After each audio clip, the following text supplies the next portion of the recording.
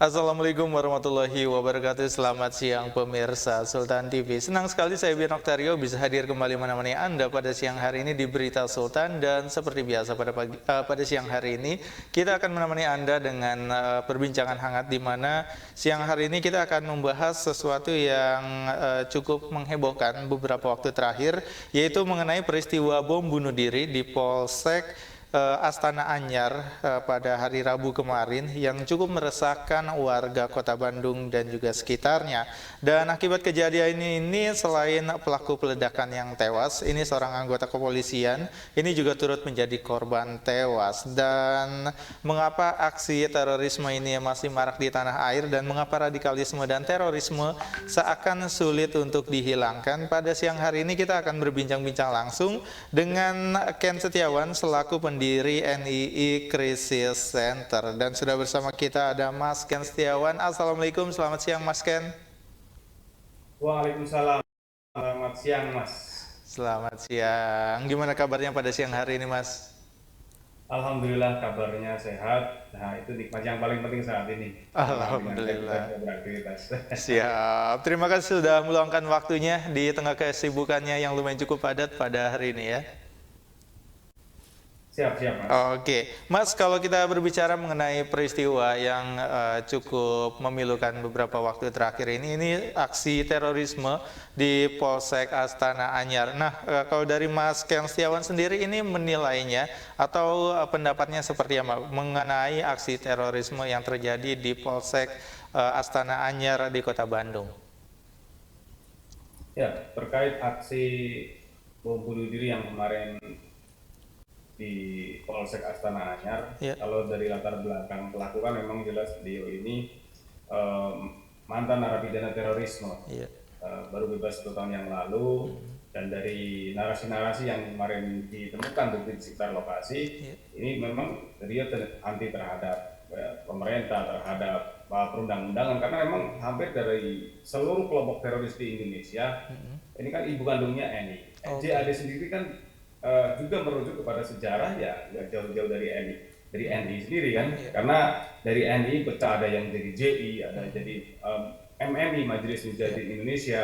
Terus dari MMI sih berkembang juga menjadi ada namanya JAD, ya kan, Jamaah Ansarut Tauhid dulu yang sempat ramai juga. iya, Dan beberapa faksi kelompok NI ini sendiri kan ada juga yang berkembang menjadi ada MIB, Mujahidin Indonesia Barat. Terus dari JAT EIB berkembang menjadi JAS, Jamaah Ansarut Saroah.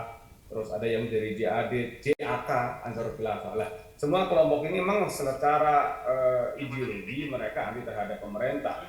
Jadi siapapun pemimpinnya mereka akan kritisi, karena menurut mereka Indonesia kan mayoritas Islam. Kenapa syariat tidak ditegakkan? iya, Maka mereka bersama-sama kelompoknya untuk membuat sebuah eh, konsep bahwa negara Indonesia harus menggunakan konsep hukum Islam dalam bernegara.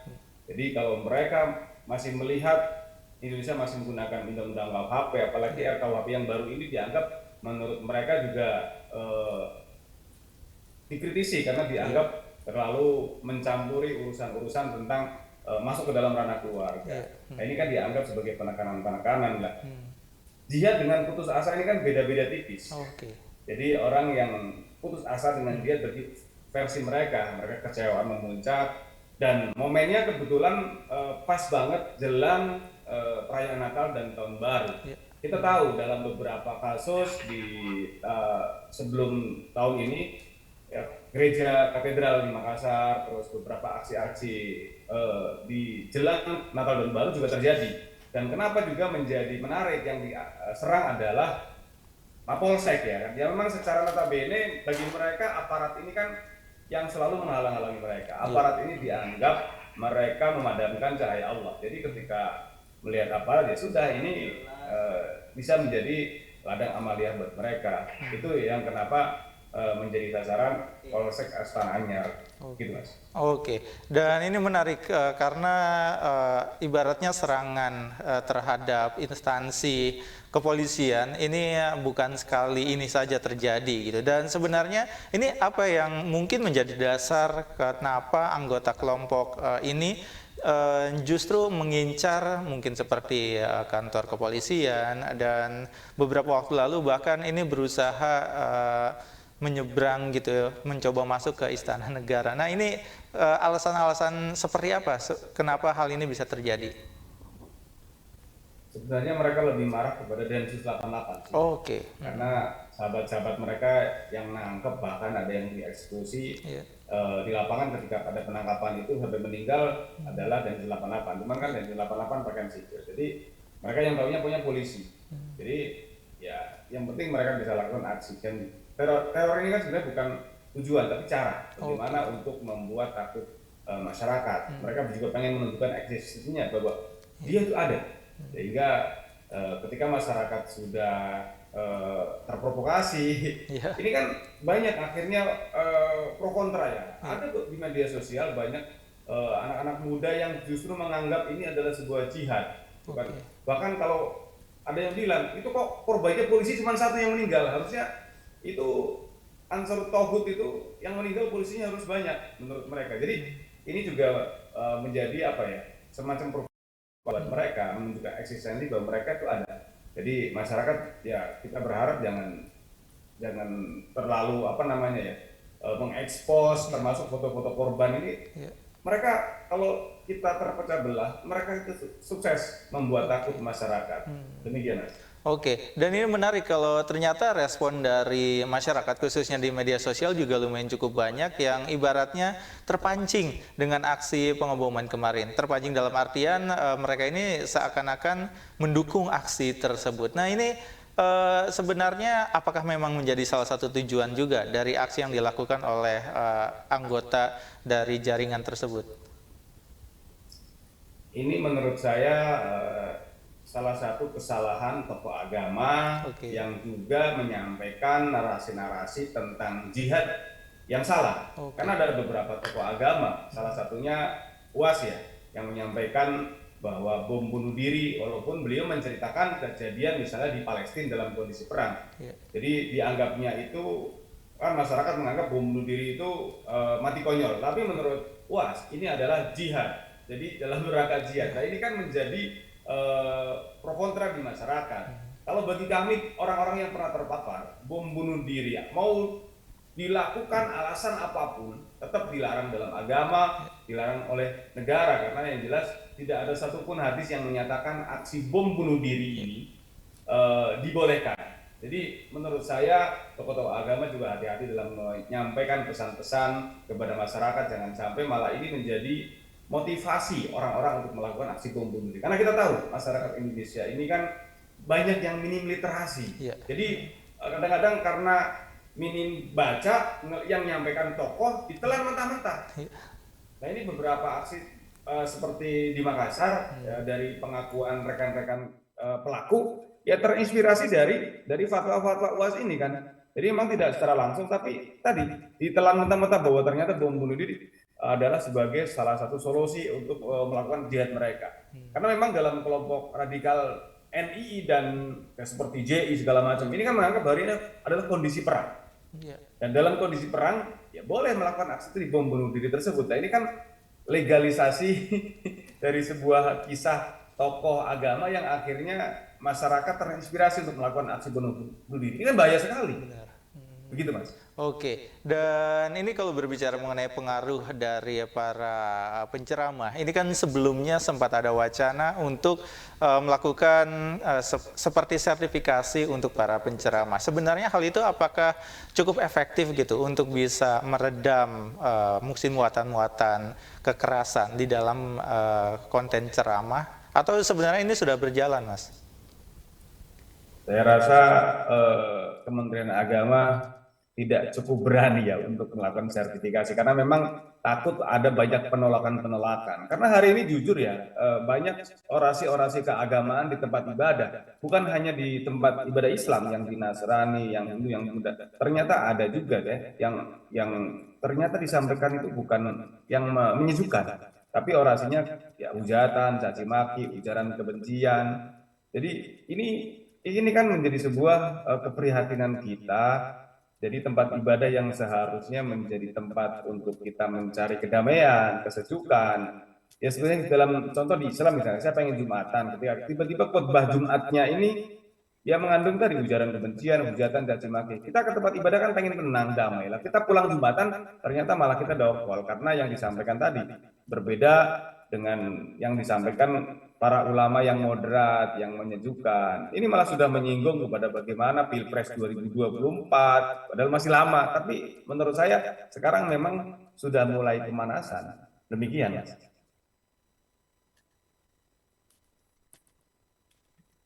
Momentum Natal dan juga Tahun Baru, ini apakah perlu kewaspadaan yang lebih tinggi lagi? Karena mungkin dikhawatirkan juga ini adalah salah satu pemicu juga yang mungkin bisa memberikan dampak di mana mungkin di akhir tahun ini akan ada aksi serupa.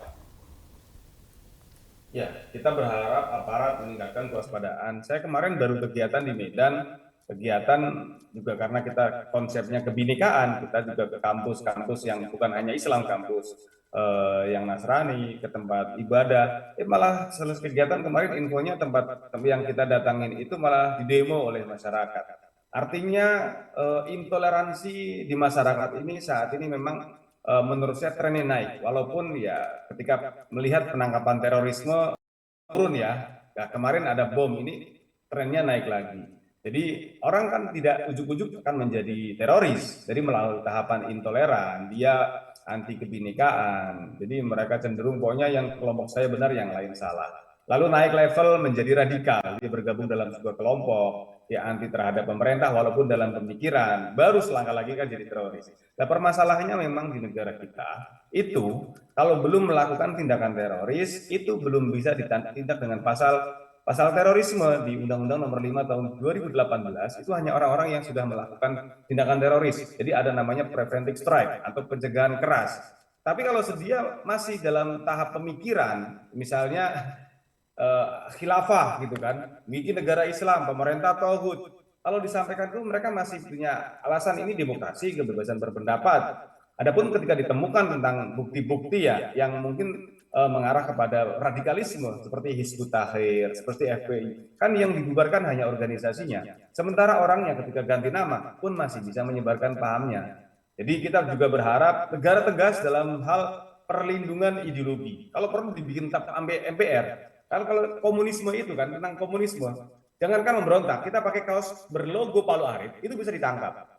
Nah, radikalisme ketika belum melakukan tindakan terorisme, walaupun dia mau teriak khilafah, negara tauhid, tapi belum bisa dijerat dengan pasal-pasal itu. Ya, tadi hanya organisasinya saja, sementara orangnya tetap menyebar. Jadi kita berharap ada perlindungan ideologi. Jadi regulasi yang atau mungkin berupa Perpu atau Perpres yang melarang semua paham yang bertentangan dengan ideologi Pancasila agar bisa dipidana. Kalau tidak, ini akan terus ada dan kita sangat mengkhawatirkan kondisi Indonesia seperti Suriah, seperti Libya, seperti Afghanistan, seperti Turki 2016 yang lalu ada upaya kudeta yang dilakukan oleh sebuah kelompok yang mirip-mirip sudah di Indonesia. Mereka katakan Turki kan 99% Muslim. Kenapa syariat tidak ditegakkan? Kenapa negara malah menganut sistem yang sekuler? Nah, kelompok-kelompok ini kan selalu mengatasnamakan agama dan di Indonesia gejala itu sudah muncul. Jadi kita berharap aparat dan pemerintah ya meningkatkan kewaspadaan. Jangan sampai peristiwa seperti yang kemarin di Bandung akan terulang kembali.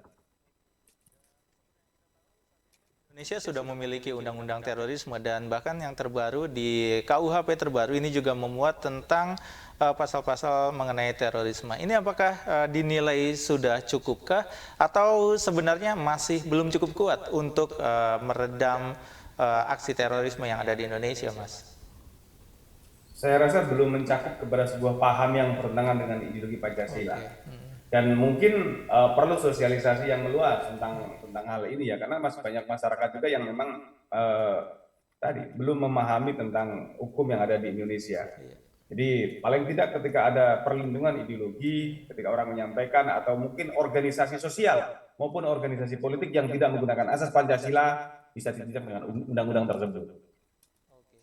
Dan untuk sejauh ini implementasi untuk meredam radikalisme di tengah masyarakat, apakah sudah masif dilakukan oleh mungkin negara khususnya? Saya melihat memang sudah dilakukan, tapi di masing-masing kementerian dan lembaga saya masih melihat ada ego sektoral, sehingga tidak dilakukan secara maksimal. Kita berharap tanggalkan ego sektoral, bersama-sama mengkampanyekan tentang bahaya radikalisme ini, mengkampanyekan tentang kebinekaan, tentang Pancasila, bahwa kita adalah negara yang berpotensi konflik terbesar di dunia. Namun kita masih punya Pancasila sehingga kita masih bisa bersatu. Jadi nikmat mana lagi yang kita dustakan? Kita harus berkaca kepada di Timur Tengah sana hanya beberapa suku, namun mereka ribut terus. Kita yang segitu banyak, kita yang beraneka ragam, kita dipersatukan. Dan sejatinya ketika bicara sila pertama, kita Tuhan semesta alam di dunianya satu. Ya, sila pertama yang mempersatukan kita. Adapun ketika ada perbedaan, Bhinneka Tunggal Ika, ya memang syariat yang kita terima masing-masing agama berbeda, ya sudah, kita saling menghormati, lakum dinukum waliyadin, sehingga kita bisa beraktivitas. Urusan ibadah, urusan masing-masing dengan Tuhan. Tapi urusan dalam bernegara, kita sebagai makhluk sosial, kita interaksi, kita punya tetangga yang berbeda, misalnya berbeda agama, yang nggak apa-apa, kita tetap bagaimana kita berhubungan baik dengan saudara kita walaupun berbeda. Jadi kita sampaikan tentang konsep Pancasila ini, kalau satu warna doang, misalnya dibikin Islam semua, ya kan sebenarnya Tuhan Maha Bisa, tapi diciptakan berbeda-beda kan memang untuk mengenal, untuk melengkapi. Nah, tugas kita bagaimana sekarang mengaplikasikan nilai Pancasila. Kita bukan hanya berkumpul pada satu warna, kita sering berkunjung atau berkumpul dengan teman-teman atau saudara yang berbeda agama. Jadi kalau orang Jawa bilang, kalau kita masih berpikiran sempit, kita itu ngopi ini kurang kental, dolane kurang atuh. Apa?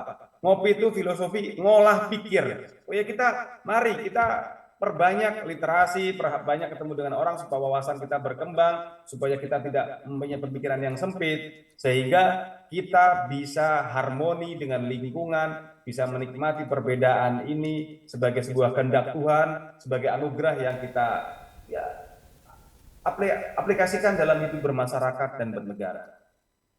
Dan mungkin salah satu hal yang lumayan cukup jadi kekhawatiran masyarakat adalah penetrasi dari ideologi radikalisme ini yang lumayan cukup mengkhawatirkan adalah ketika masuk ke lembaga-lembaga pendidikan, entah itu mungkin di sekolah atau bahkan mungkin di pondok pesantren. Sebenarnya ini upaya yang harus dilakukan seperti apa nih, Mas?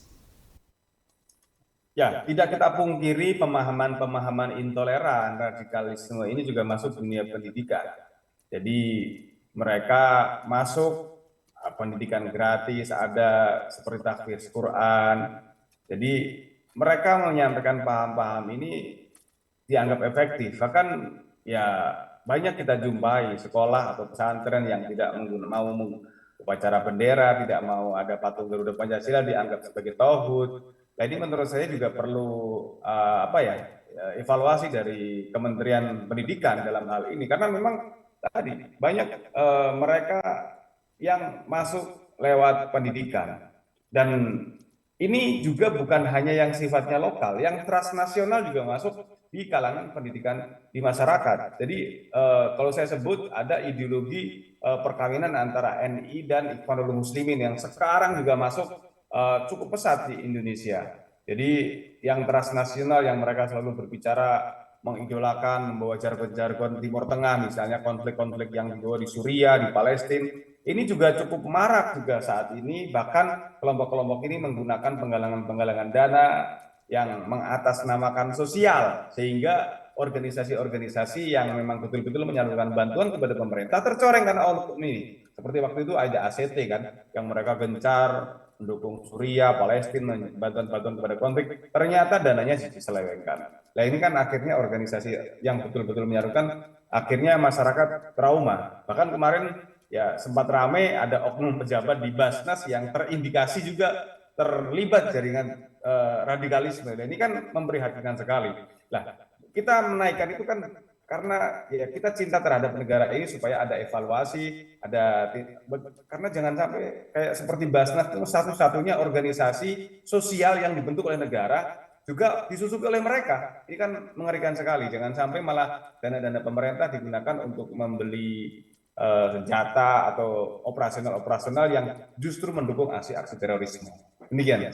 Oke, dan mungkin upaya apa nih yang harus dilakukan negara atau mungkin juga khususnya pemerintah supaya mencegah adanya paham-paham radikalisme di tengah mungkin institusi di aparat penegak hukum juga yang lumayan cukup mengkhawatirkan masyarakat. Kita berharap pemerintah tegas ya dalam hal penindakan karena kelompok radikalisme ini ya saat ini juga kita tidak pungkiri masuk ke ASN, ke TNI Polri, jargon-jargon sunnah kan sini, polisi cinta sunnah, TNI cinta sunnah. Ternyata efeknya mengarah ke hal-hal yang negatif. Banyak polisi yang mengundurkan diri karena bergabung dalam kelompok ini. Ada yang polisi sampai cerai dengan istrinya karena tidak mau bergabung. Jadi aparat negara ini kan bahaya kalau mereka sampai terpapar. Seperti di Turki 2016, yang terpapar adalah militernya. Ini bahaya sekali. Jadi kita berharap negara segera menyadari bahwa ini di masyarakat kita, di semua lini sudah tersusupi. Jadi harus ada tindakan tegas, terutama regulasi tadi yang melarang semua paham yang bertentangan dengan ideologi Pancasila. Kalau tidak, ini akan menjadi bencana nasional. Kita akan teradu domba. Bahkan hari ini sudah mulai kita diadu domba antar suku, antar agama, yang seagama kita ribut. Nah ini jangan sampai ini terus membesar dan akan menjadi bencana nasional di negara kita. Ini seperti yang kita lihat, mungkin pemberitaannya saat ini sudah mulai, mungkin tren penangkapan terhadap terorisme gitu, ini berkurang. Ini apakah memang karena aksinya yang sudah tidak terlihat, atau memang saat ini sudah banyak yang tidak terpantau kelompok atau jaringan-jaringan terorisme saat ini? Ya, saya melihat Densus terlalu apa namanya ya, terlalu soft ya dalam hal fokus di pencegahan memang, karena memang banyak tokoh-tokoh yang terindikasi lebih banyak dirangkul daripada mereka melakukan tindakan-tindakan tersebut. Jadi saya melihat banyak sekali pencegahan, karena kalau terlalu banyak penindakan juga nanti akan menimbulkan teror-teror baru kan. Nah, kami sebenarnya tidak menyalahkan aparat, tidak menyalahkan pemerintah. Nah, orang-orang yang melakukan aksi ini kan kadang-kadang sudah dinilai sudah clear misalnya kan. Dan kalau yang masih bersifat radikal, misalnya NII atau kelompok-kelompok HTI, ini kan kadang-kadang membaur di masyarakat. Dan mereka itu kan seperti bunglon. Kelompok-kelompok misalnya NII ini kan kadang di masyarakat itu membaur di masyarakat. Jangankan aparat, jangankan pemerintah. Keluarga terdekat yang terpapar, ini banyak yang tidak tahu. Bahkan lingkungan sekitar, kemarin penangkapan di Kebumen, Jawa Tengah, itu melihat ini orang yang baik, bersosialisasi, tapi tiba-tiba ditangkap Densus 88. Nah ini kan sebuah pola baru ini akhirnya mereka seperti bunglon, masyarakat juga akhirnya susah mengidentifikasi, sehingga mereka karena kelihatan orang bagus, rajin ibadah, akhirnya orang mengikuti mereka. Ini kan lebih bahaya daripada dulu misalnya mereka punya ciri-ciri khusus ya, walaupun ini tidak menjelaskan bahwa orang yang punya ciri-ciri tersebut teroris, tapi akhirnya ya opini terbentuk sehingga masyarakat melihat kalau yang punya ciri-ciri tersebut wah identik dengan radikal. Lah hari ini pola itu dirubah. Bahkan mereka yang tadinya anti pakai celana jin misalnya sekarang pakai celana jin membaur di masyarakat. Nah ini menurut saya juga perlu sosialisasi juga tentang bagaimana modus-modus baru mereka supaya masyarakat bisa mengantisipasi persebaran kelompok mereka. Kalau untuk upaya deradikalisasinya sendiri, ini seperti apa untuk di Indonesia? Karena kalau kita melihat aksi di Polsek Astana Anyar ini adalah mantan pelaku terorisme juga sebelumnya, di mana berarti setelah keluar dari masa penahanan, ini ibaratnya paham-paham radikalnya ini masih belum terlepas gitu. Nah ini sebenarnya upayanya apakah masih belum efektif atau seperti apa? Ya, ini mungkin menjadi evaluasi ya untuk Densus 88 maupun BNPT, kementerian dan lembaga terkait yang memidangi deradikalisasi. Karena memang saat ini yang apa namanya, yang bisa digalang ya tadi hanya orang-orang yang sudah melakukan tindakan terorisme. Itu pun mungkin orang yang sudah dianggap clear kadang-kadang juga mungkin ya tidak dipantau 24 jam kan. Akhirnya ya karena mereka berinteraksi kembali kepada kelompoknya. Ya, orang-orang yang keluar dari penjara itu kalau nggak didampingin, teman-temannya udah siap menarik lagi. Termasuk kadang-kadang misalnya kan istrinya pernah yang di Lampung bisa ada yang terpapar gitu kan. Nah, ketika mau keluar, ini teman-teman yang lain udah siap dijemput. Jemput artinya kan bukan hanya jemput secara fisik, mereka dianggap nanti juga akan kembali kepada masyarakatnya. Lah, orang-orang yang sudah memang masa tahanannya selesai, kan nggak bisa ditahan terus, mereka harus dikembalikan lagi ke masyarakat. Nah, bagaimana perkembangannya? Ini kan Densus sendiri sama BNPT tidak bisa 24 jam nongkrong di rumahnya juga. Jadi, nah ini yang mungkin di tengah jalan dia ketemu dengan kelompoknya lagi, dia direkrut lagi, terpapar lagi dan bisa melakukan tindakan-tindakan seperti yang di Polsek Astana Anyar Bandung ini. Oke, dan mungkin terakhir nih Mas, sebenarnya harapannya seperti apa kepada pemerintah supaya bisa melakukan upaya-upaya yang lebih efektif lagi untuk mencegah radikalisme dan juga aksi terorisme, dan mungkin juga imbauannya kepada masyarakat supaya tidak mudah terpancing dan mungkin tidak mudah terpapar dengan paham-paham radikalisme dan juga terorisme. Ya, paham radikalisme dan terorisme ini kan seperti virus, Mas. Jadi bisa menimpa siapa saja. Perlu vaksin. Jadi bukan hanya vaksin biologis, tapi juga vaksin ideologis bagaimana masyarakat bisa imun. Karena yang divaksin saja seperti COVID, ini masih bisa terpapar lagi. Jadi perlu sosialisasi terutama tentang kebinekaan, tentang kebangsaan, yang sampai ke bawah. Jangan sifatnya hanya seremonial, bukan hanya lewat seminar-seminar, tapi juga lewat kegiatan-kegiatan yang di masyarakat suka, seperti mungkin bisa kesenian, bisa kearifan lokal, bisa olahraga, bagaimana pesan-pesan kebangsaan, pesan-pesan kebinekaan itu bisa sampai ke masyarakat, sehingga di masyarakat terbawah itu mereka bisa harmoni, hidup berdampingan, walaupun berlatar belakang suku, agama yang beda. Itulah tercipta bagaimana harmonisasi di lingkungan masyarakat sampai yang terbawah. Itu Mas. Mas Ken sudah menemani kita pada siang hari ini dan mudah-mudahan kita bisa berjumpa lagi di lain waktu dengan pembahasan lainnya. Sekali lagi terima kasih Mas Ken. Sama-sama. Oke, itu dia pemirsa Sultan TV, perbincangan kita pada siang hari ini bersama Mas Ken Setiawan selaku pendiri NII Crisis Center mengenai pembahasan kita waspada ideologi radikal dan terorisme yang kembali mengancam. Mudah-mudahan dari perbincangan kita pada siang hari ini bisa lebih membuka wawasan kita, terlebih bisa lebih menguatkan lagi nilai-nilai kebangsaan di dalam diri kita dan juga di lingkungan kita, terkhusus di lingkungan terdekat kita. Mudah-mudahan kita akan berjumpa lagi di lain waktu, di lain kesempatan. Akhir kata, saya Bin Oktario harus undur diri bersama kerabat kerja yang bertugas. Akhir kata, wassalamualaikum warahmatullahi wabarakatuh dan sampai jumpa.